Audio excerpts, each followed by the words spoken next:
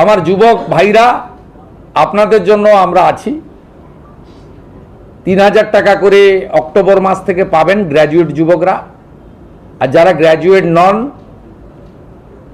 যারা ন্যূনতম শিক্ষা বা একটা শিক্ষা নিয়েছেন তার পূর্ণাঙ্গ গাইডলাইন আমরা বের করব, তারা 2000 টাকা করে পাবেন।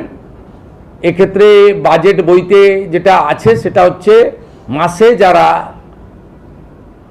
1 লক্ষ টাকার বেশি রোজগার করেন, ইনকাম ট্যাক্স পেই, তারাই এই সুযোগ পাবেন না। এটা বছরে নয়, এটা ক্লিয়ার করতে চাই। অর্থাৎ যাদের পরিবার মাসে 1 লক্ষ টাকা করে রোজগার করেন তারা তো ইনকাম ট্যাক্স ছাড় আছে আপ টু 1 লাখ। 1 লাখের উপরে ইনকাম ট্যাক্স দিতে হয়।